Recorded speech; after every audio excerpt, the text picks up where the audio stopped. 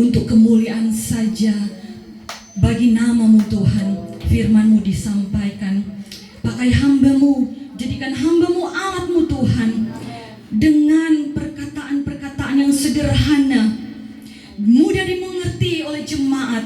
Firman-Mu menjadi rema bagi yang mendengarkan, juga bagi hamba-Mu.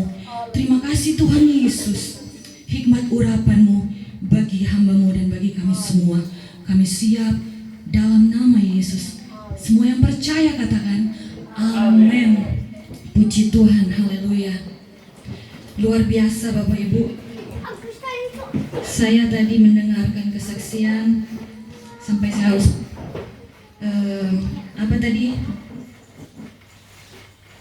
menghindari tadi karena saya lihat ada yang video dan kesaksiannya luar biasa.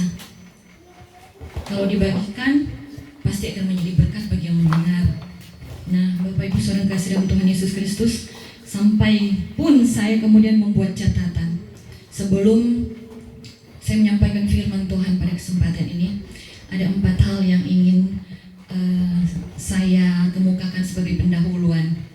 Pertama, kami melayani di tempat ini. Kalau kata suami saya tadi diundang, tapi kalau jujur saya yang menawarkan diri. Saya dan suami punya prinsip, karena kami bukan dari latar belakang teologi, sekolah teologi. Jadi pertama, kami tidak mau menawarkan diri untuk pelayanan. Kami tahu diri, ya. Jadi itu kesepakatan kami. Tetapi apa yang terjadi di tempat ini Bapak Ibu? Membatalkan semuanya itu. Tetapi saya percaya ini adalah waktunya Tuhan. Amin. Bapak Ibu Saudara dikasih dalam Tuhan Yesus Kristus. Suatu ketika saya bertemu dengan orang tua dari Susiana, Dr. Jonas. Saya memanggilnya Oma Dey karena adiknya dari oma saya. Bercerita bahwa oma membagi berkat bagi Oma Dey. Oma saya membagi berkat bagi adiknya, dan berkat itu tidak pas. Dan oma bilang, berkat itu saya alihkan ke Ibu Gembala di tempat ini. Dan Bapak Ibu tahu, kuasa Tuhan bekerja dalam hati saya. Saya penuh dengan kerinduan untuk datang mengunjungi tempat ini. Saya tidak tahu. Dan sebenarnya kami itu, apalagi saya punya prinsip, kalau berkata A tidak pernah menjadi B sebenarnya, ya. Tidak mau kalau tidak diundang. Tetapi justru di tempat ini spesial sekali bagi saya, karena saya tahu itu pekerjaan Tuhan. Haleluya, puji Tuhan. Saya menawarkan diri, ya. Dari 30 lebih sidang jemaat baru kali ini di tempat ini pelayanan yang saya tidak diundang. Jadi batalnya bukan suami bilang tadi bukan diundang, tidak diundang, saya menawarkan diri karena dia tidak tahu. Yang kedua, tadi malam saya mengambil waktu untuk kembali melengkapi renungan, karena setiap minggu kami ada pelayanan, dan prinsip saya, setiap pelayanan saya tidak mau itu tema yang berbeda. Bukan sombong Bapak Ibu, karena saya mau belajar untuk lebih mendalami lagi firman Tuhan yang begitu luas itu, begitu dalam itu. Kalau saya hanya bicara tentang satu tema saja di beberapa tempat, ya berkatnya sama saja buat saya. Tetapi karena apa?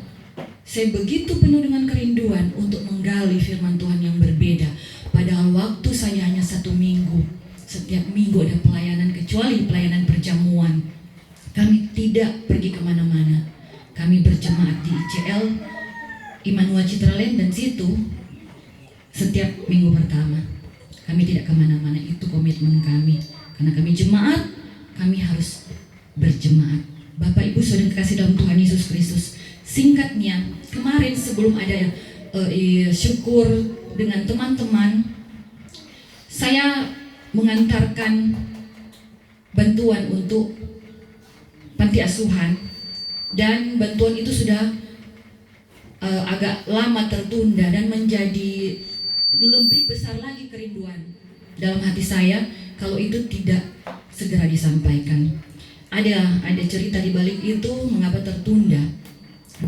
Bapak Ibu Saudara, jadi waktu ada rencana Ibu Debbie Basir, evangelis, datang ke Manado, dan karena kami itu berhubungan dekat, sudah kenal dekat, dan dia bilang hari Senin saya tidak kemana-mana, kita mau jalan kemana, dan kami sepakat untuk jalan tur Minahasa.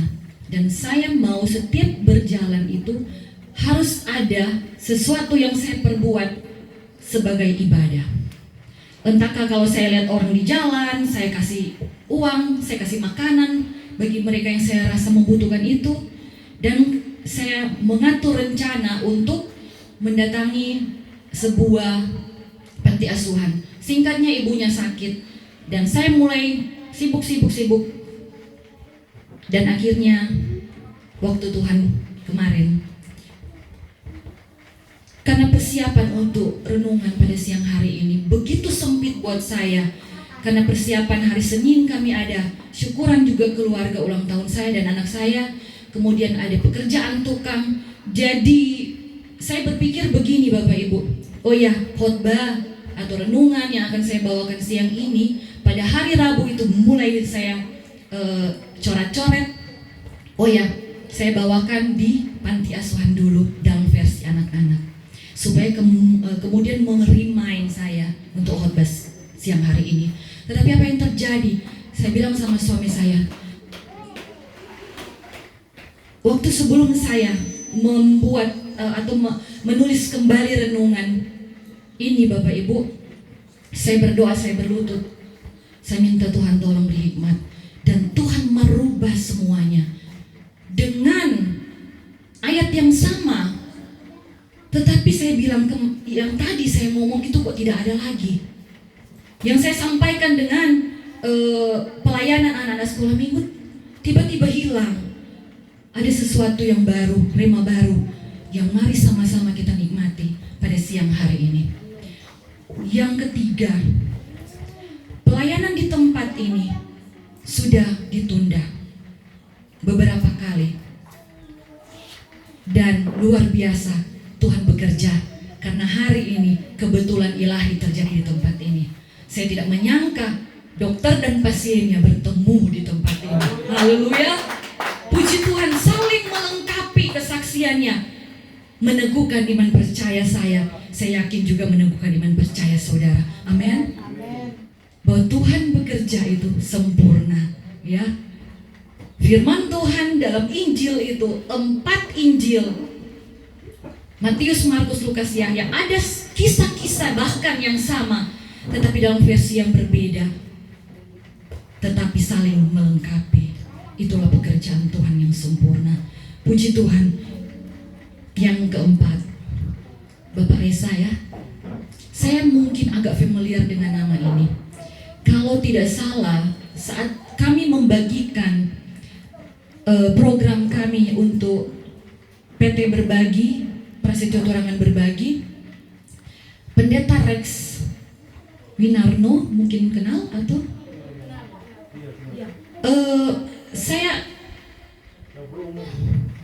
Dapur Umum Surabaya, saya titip berkat untuk beliau, dan tidak pernah saya pikirkan bahwa dia menjangkau penginjil-penginjil jalanan. Mungkin ada namanya Pak Reza di sana, saya tidak tahu. Jadi beliau membagikan berkat yang Tuhan percayakan bagi kami untuk penginjil-penginjil jalanan. Padahal tujuan saya bukan untuk menginjil, tidak pernah saya pikirkan sampai menjangkau mereka. Tetapi Tuhan punya cara yang luar biasa. Tuhan ingatkan melalui Bapak Pendeta Rex.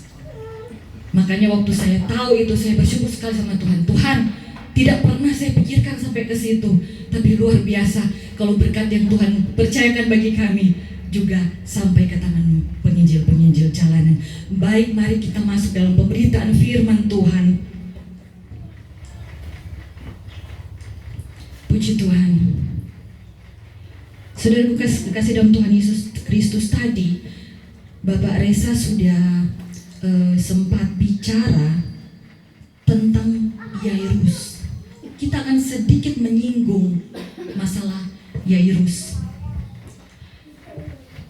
Ketika Tuhan Yesus menyembuhkan seorang yang kerasukan di Gerasa, ia kembali menyeberang, dan di situ orang-orang berbondong-bondong mengikuti dia, dan Yairus datang kepada Tuhan Yesus. Dia datang, singkatnya dia minta supaya anaknya yang dalam kisah Alkitab kemudian disimpulkan sudah meninggal untuk dibangkitkan.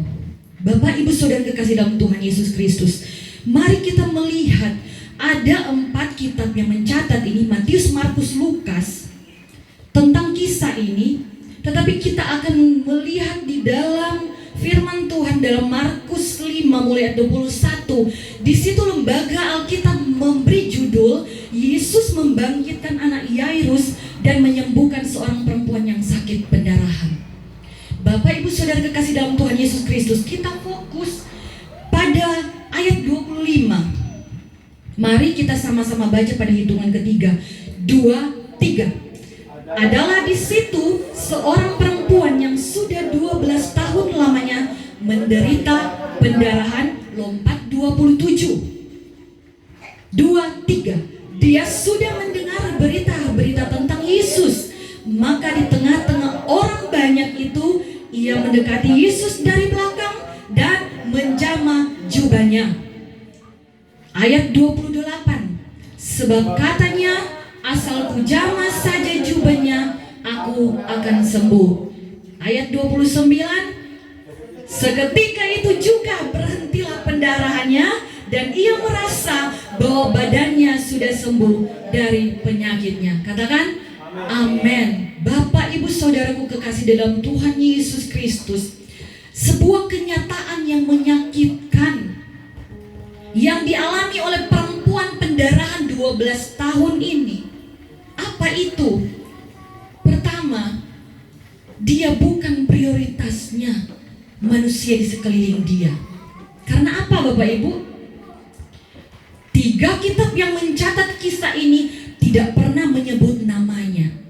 Itu berarti dia dilupakan, dia tidak dikenal, tidak ada informasi kepada murid-murid Tuhan Yesus tentang siapa nama perempuan ini. Nah, Bapak, Ibu, Saudara kekasih dalam Tuhan Yesus Kristus, dia tidak dianggap. Dalam ayat 25, di situ dikatakan, Bapak Ibu, jelas bahwa Lembaga Alkitab Indonesia memberi judul anak Yairus dulu sebelum perempuan ini. Sepakat 3 kitab itu mencatat tidak punya nama, dan Lembaga Alkitab memberi judul Tuhan Yesus membangkitkan Yairus dahulu, baru menyembuhkan perempuan ini. Padahal kenyataannya sebaliknya. Perempuan ini yang lebih dahulu mengalami mujizat dari Tuhan. Kenyataan yang pertama, kenyataan bahwa dia bukan menjadi prioritas dari saudaranya, dari orang-orang sekitarnya. Kenyataan yang menyakitkan kedua, bahwa memang dia bukan menjadi tujuan Tuhan Yesus. Ingat, dia bukan menjadi tujuan Tuhan Yesus. Karena tujuan Tuhan Yesus itu untuk membangkitkan anak Yairus, anak perempuan Yairus. Mari kita konsen dengan kata-kata ini, sehingga saya memberikan judul bukan tujuan Yesus. Tetapi bukankah firman Tuhan yang sama-sama kita baca bersama-sama secara lantang memberikan kesaksian kepada saya dan saudara bahwa perempuan yang 12 tahun pendarahan ini mendapat kesembuhan. Dia sudah melewati dikucilkan. Dan tahukah saudara bahwa ketika pendarahan pada zaman itu dianggap najis, tempat duduknya saja dianggap najis, apalagi orangnya. Tetapi saya katakan kembali, firman Tuhan bilang Tuhan Yesus menyembuhkan perempuan ini. Bukan menjadi tujuan Tuhan Yesus, tetapi disembuhkan Tuhan Yesus. Ada hal apa yang harus kita pelajari di sana? Mari kita sama-sama lihat. Yang pertama, perempuan ini fokus pada jumbai jubah Yesus. Bilangan 13 ayat 37. Kita lihat bersama, saya bacakan buat kita semua. Tuhan berfirman kepada Musa, ayat 38, berbicaralah kepada orang Israel dan katakanlah kepada mereka bahwa mereka harus membuat jumbai pada puncak baju mereka turun-temurun. Dan dalam jumbai puncak itu haruslah dibubui benang ungu kebiru-biruan. Benang ungu itu bicara harga yang mahal. Karena zaman itu warna ungu itu warna yang mahal, karena dihasilkan oleh hewan yang mahal. Bapak Ibu, kemudian ayat 39 di sana dikatakan, maka jumbai itu akan mengingatkan kamu apabila kamu melihatnya. Mengingatkan apa? Kepada segala perintah Tuhan, sehingga kamu melakukannya dan tidak menuruti hatimu atau matamu sendiri, seperti biasa kamu perbuat dalam ketidaksetiaanmu terhadap Tuhan. Ayat 41, akulah Tuhan Allahmu yang telah membawa kamu keluar dari Mesir. Supaya apa? Supaya aku menjadi Allah bagimu. Akulah Tuhan Allahmu. Ketika perempuan ini fokus melihat jumbai Tuhan Yesus, ini menggambarkan bagi saya dan saudara, mari kehidupan saya dan saudara fokus untuk segala apa yang Tuhan kehendaki, perintah-perintah Tuhan untuk kita lakukan dalam kehidupan kita. Amin. Melihat artinya apa? Dia fokus terarah di situ. Dalam himpitan-himpitan yang dia alami saat itu, orang berbondong-bondong 12 tahun pendarahan, dehidrasi. Dan mungkin juga Bapak Ibu, kalau ini sih banyak kedokteran, orang 3 hari saja menstruasi itu bagaimana siksanya dan menderitanya, bahkan lemahnya. Ini bayangkan 12 tahun hidup sendiri, karena dia disisihkan dan dikucilkan. Tetapi dia berusaha, karena pertama dia fokus untuk melakukan firman Tuhan. Amin.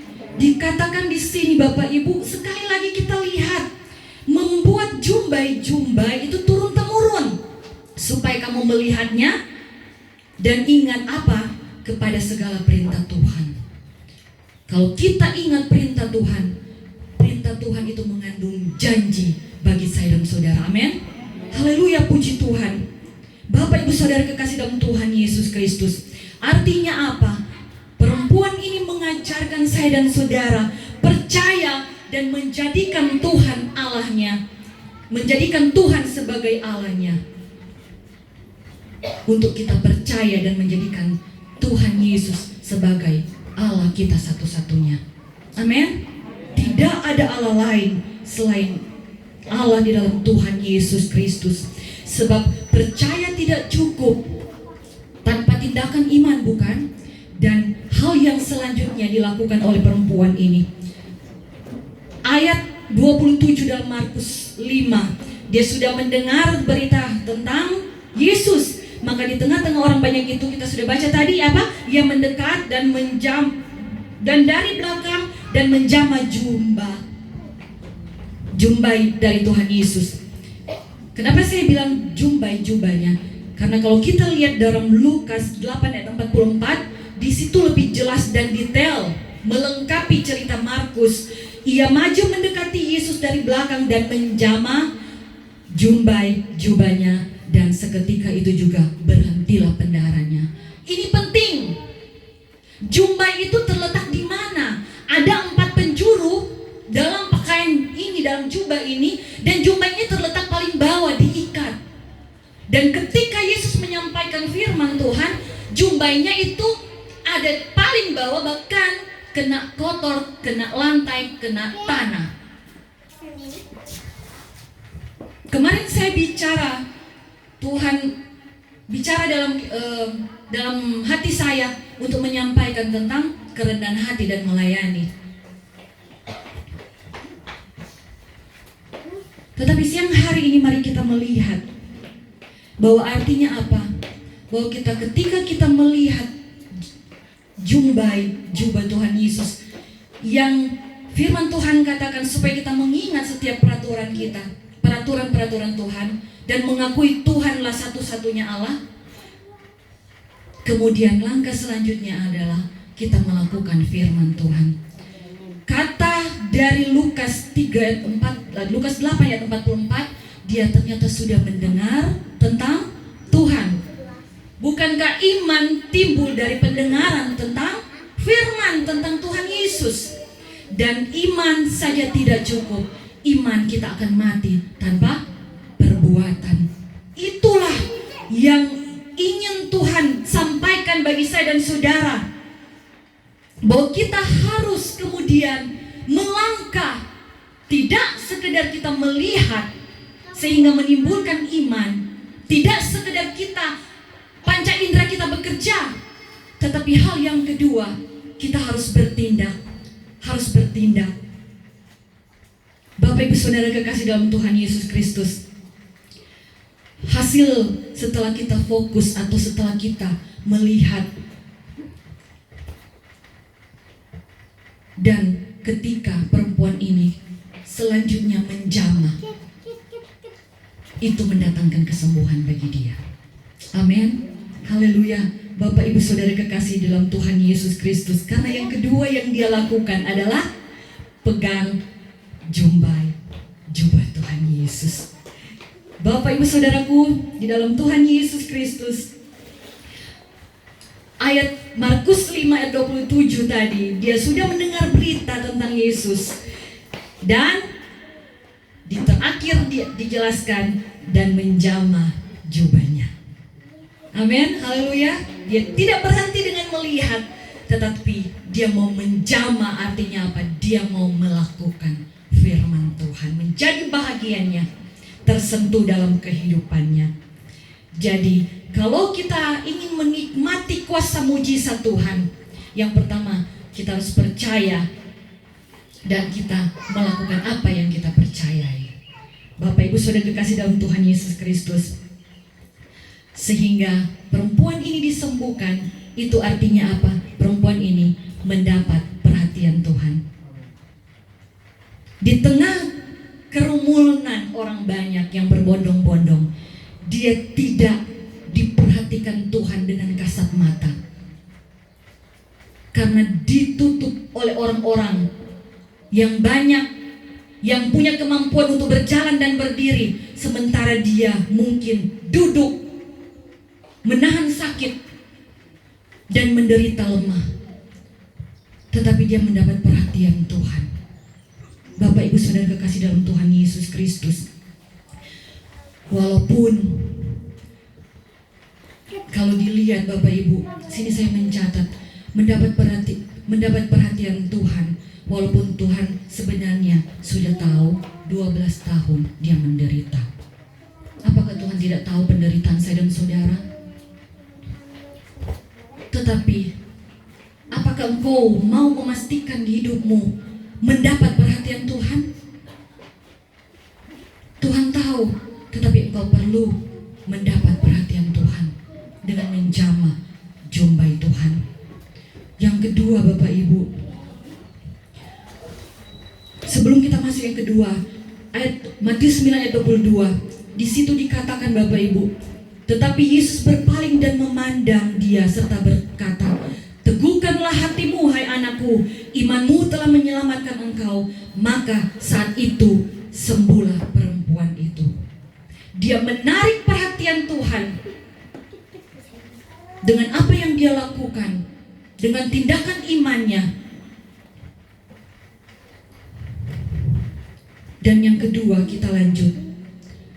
Hal yang paling penting bukan saja mendapat perhatian Tuhan, tetapi kita harus mencari tenaga dan kuasa Tuhan. Amin.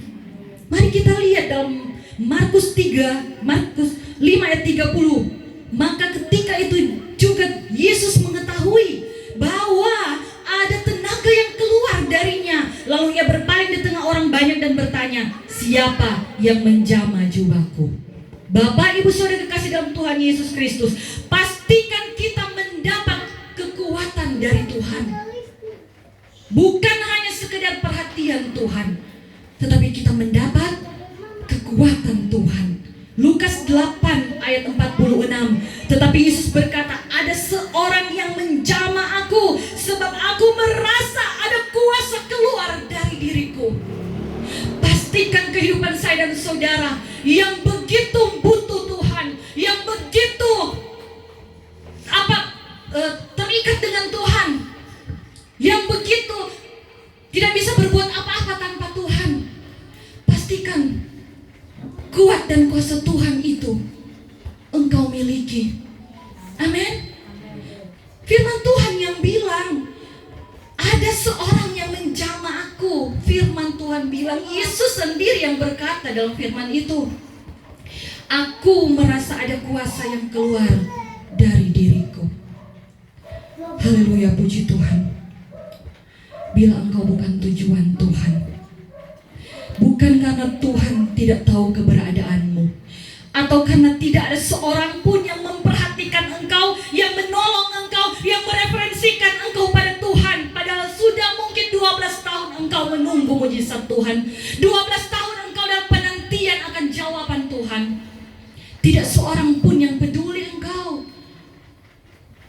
Seperti Yairus yang peduli anaknya, sehingga menyampaikan informasinya kepada Tuhan. Tidak seorang pun yang mereferensikan perempuan ini agar mengalami kesembuhan dari Tuhan. Usahanya sendiri. Haleluya, puji Tuhan. Mari kita kemudian menintrospeksi kehidupan saya dan saudara. Jangan suka titip-titip doa. Mari kita berdoa sendiri kepada Tuhan. Karena kalau engkau titip doa, orang yang berdoa untukmu tidak tahu persis keadaanmu. Tetapi ketika engkau datang sendiri menjamah jubai Tuhan Yesus, Tuhan yang mengerti engkau lebih dalam, Tuhan yang mengerti engkau detail. Dia tahu apa yang terbaik bagimu. Bahkan engkau meminta yang baik, Tuhan menyediakan yang terbaik. Amin. Haleluya, puji Tuhan. Karena Dia Tuhan yang Maha Tahu. Bukan Tuhan tidak tahu ada perempuan yang 12 tahun pendarahan di situ. Tetapi Dia mau supaya kita juga belajar siang hari ini bagaimana untuk mengalami Tuhan dalam hidup kita. Bapak, Ibu, Saudara kekasih dalam Tuhan Yesus Kristus, jangan cepat-cepat menyalahkan orang lain yang tidak peduli dengan kita. Bahkan menyalahkan Tuhan yang bilang, kenapa Tuhan tidak prioritaskan saya? Mengapa saya bukan tujuan Tuhan? Jangan cepat-cepat engkau menyalahkan orang lain, bahkan menyalahkan Tuhan. Bapak, Ibu, Saudara kekasih dalam Tuhan Yesus, sebab orang bisa mendoakan atau orang bisa mereferensikan kita untuk kesembuhan kita. Tetapi perjumpaan dengan Tuhan itu adalah sesuatu yang pribadi. Perjumpaan dengan Tuhan itu tidak bisa diwakili oleh orang lain. Perjumpaan dengan Tuhan itu harus kita alami pribadi lepas pribadi. Haleluya, puji Tuhan. Apa gunanya kesembuhan bila kita tidak berjumpa dengan Tuhan secara pribadi? Kesaksian katakan tadi, apa gunanya sembuh, ya, kalau kemudian hilang? Apa gunanya harta? Kemudian kita melupakan Tuhan dan kita jatuh dalam dosa, sehingga bukan Hidup kekal yang kita akan nikmati nanti, tetapi kematian kekal, apa gunanya? Bapak Ibu Saudara kekasih dalam Tuhan Yesus Kristus, saya begitu mengucap syukur tadi malam. Tuhan, terima kasih untuk rema firman Tuhan ini. Ketika Tuhan harus bicara dan bilang ada kuasa yang keluar dari tubuhnya, ada kekuatan yang keluar dari tubuhnya. Mari kita pahami bersama Bapak Ibu. Tuhan tidak bilang sembuhlah engkau, imanmu menyembuhkan, tetapi dia awali dengan perkataan itu. Tuhan tidak pernah bicara basa-basi. Tuhan tidak pernah bicara yang nothing dan tidak berarti. Setiap perkataan firman Tuhan, bahkan yang keluar dari bibir mulut Tuhan Yesus sendiri, itu mengandung berkat bagi saya dan saudara. Amin. Kenapa harus bilang ada kekuatan? Kenapa harus pamer atau menyampaikan kepada orang lain ada kuasa yang keluar? Mari kita lihat Bapak Ibu. Ternyata betul perempuan ini bukan tujuan Tuhan. Karena apa? Dia ingin disembuhkan. Bukankah Tuhan punya tujuan bagi saya dan saudara? Bukan untuk menyembuhkan engkau, tetapi supaya apa? Engkau mengalami kuasa dan kekuatannya Tuhan. Amin. Amin. Bapak Ibu Saudara dikasih dalam Tuhan Yesus Kristus, ketika engkau masih bergumul, ketika pergumulanmu belum berhenti bahkan 12 tahun atau mungkin lebih, ketika engkau masih sakit dan belum sembuh, pastikan tiap hari tenaga Tuhan dan kuasa Tuhan mengalir dalam hidupmu, menjadi bahagia dalam hidupmu. Itu lebih penting. Tujuan Tuhan bukan untuk kesembuhanmu, tetapi kata kesaksian tadi, ada damai sukacita itu lebih dari cukup. Saudaraku kekasih dalam Tuhan Yesus Kristus, kalau kita masih kuat dalam penderitaan, dalam persoalan, kalau kita masih kuat dalam kelemahan tubuh jasmani kita, itu karena kekuatan dan kuasa Tuhan. Amin. Haleluya. Engkau mungkin masih sakit, engkau mungkin masih belum mengalami jawaban doa, menderita, masih miskin, tetapi tetap engkau bertahan dengan mengucap syukur.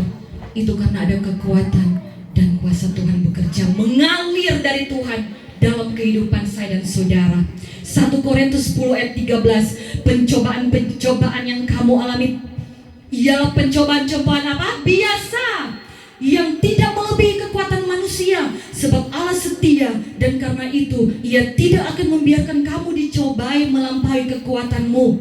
Pada waktu kamu dicobai, Ia akan memberikan kepadamu jalan keluar sehingga kamu dapat menanggungnya. Ketika kita menanggung, kita dapat menanggungnya, itu berarti apa? Kita sudah mengalami kuasa dan kekuatan dari Tuhan. Haleluya, puji Tuhan. Bapak Ibu Saudara kekasih dalam Tuhan Yesus Kristus.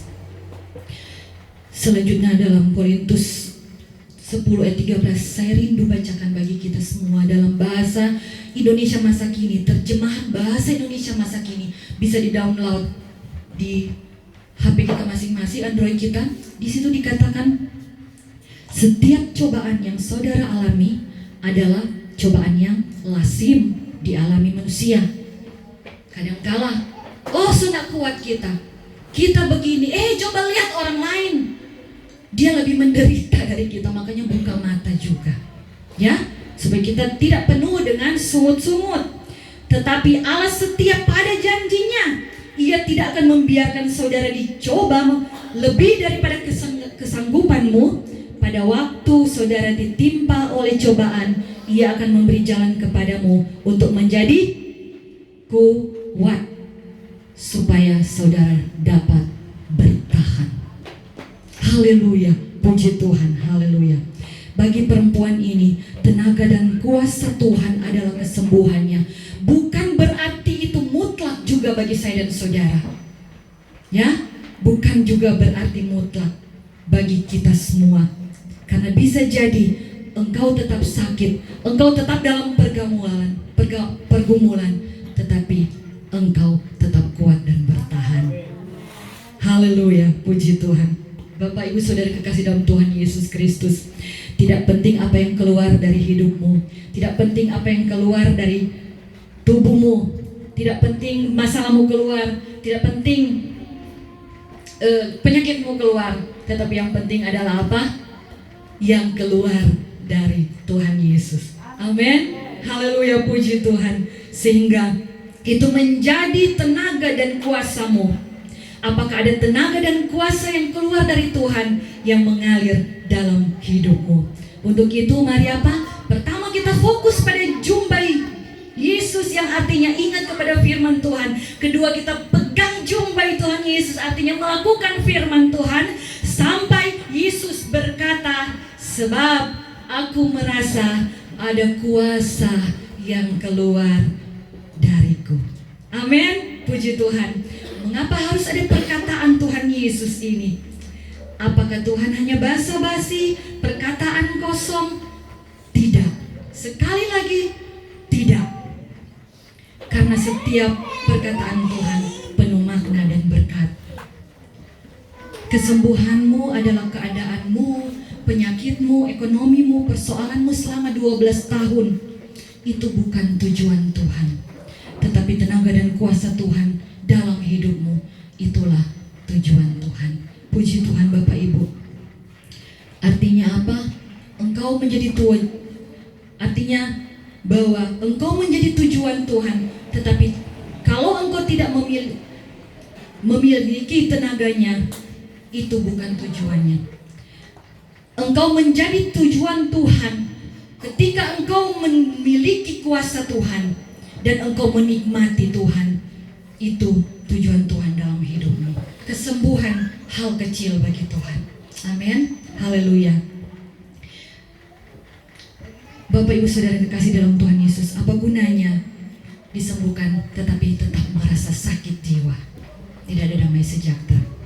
Apa artinya diberkati tapi tidak pernah menikmati berkat? Kita tahu bersama bukan? Apa maksudnya ini? Penyakit perempuan itu bukan tujuan Tuhan. Tuhan lebih tertarik memberi tenaga dan kuasanya. Tuhan lebih tertarik memberi tenaga dan kuasanya bagi kehidupan saya dan saudara. Apa pergumulanmu? Apa masalahmu? Apa kesulitanmu? Apa problemamu? Itu kecil bagi Tuhan. Bapak Ibu, mari kita kemudian menutup dengan ini 2 Korintus 12 ayat 9. Tetapi jawab Tuhan kepadaku, cukuplah kasih karunia-Ku bagimu, sebab justru dalam kelemahan kuasa-Ku menjadi sempurna.